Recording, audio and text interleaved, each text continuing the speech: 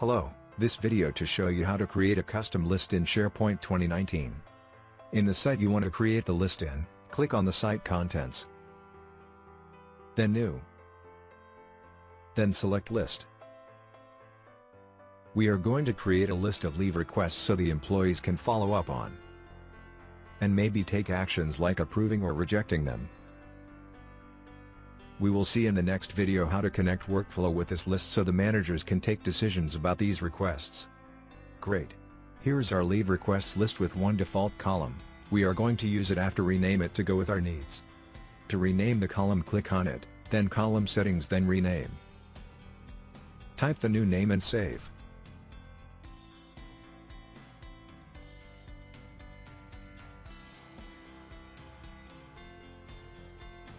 Now we are going to add more columns to our list. Let's select single line of text as example for the employee department. Enter the column name. Make it required. And save.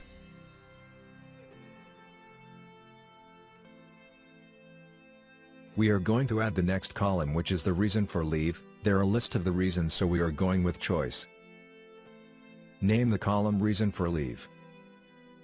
Add all the options we have.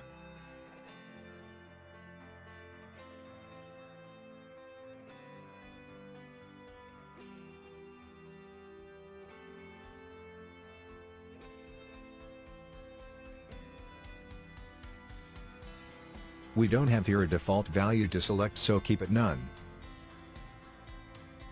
In the More options, check the Allow Multiple Selection bottom so the employee can select more than one reason. Make this column as required and save.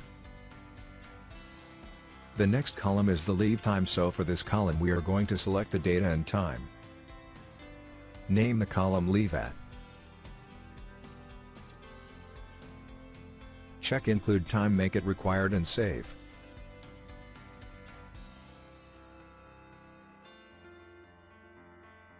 We are going to repeat this step for the Return It column.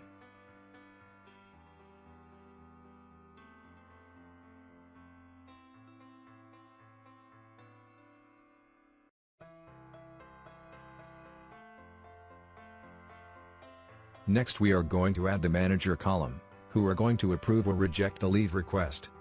In the next video we will show you how to connect this list with a workflow, so the manager can make the decision by email, with the lazy approval feature. For now, select Person, enter the column name, and make it required, and save.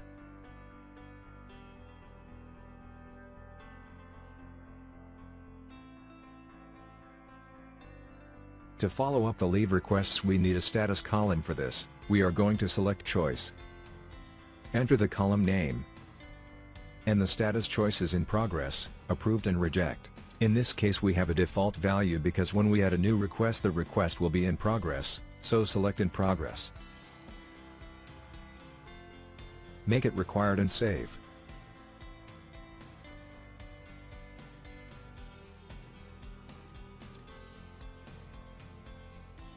Last column we want to add is comments, so we are going to select multiple line text. Enter the name. Here you can add only text or text with picture and links. We are going with text only here, then save. So now we are going to use our new custom list. We click on New and start to fill up the list with data. Employee name. The employee department. Select the reason of leave. Select the date and time for leave. And select the return time and date.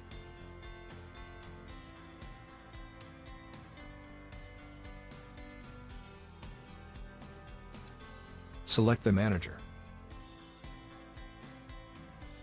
You can see here the status in progress, the default value. If there any comment, add here. And if you have any attachment you can add to and save. Cool. Now we have our custom list for leave requests to follow up these requests, or to update the status of these requests, or make any update. Just click on the item, and update the data, and then save.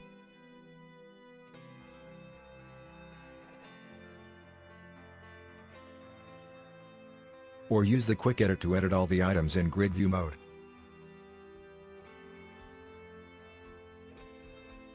This is how to create a custom list on SharePoint.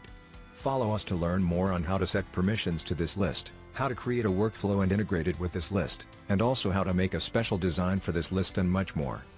Don't forget to like the video and subscribe, and if you have a comment please write it down. Thank you.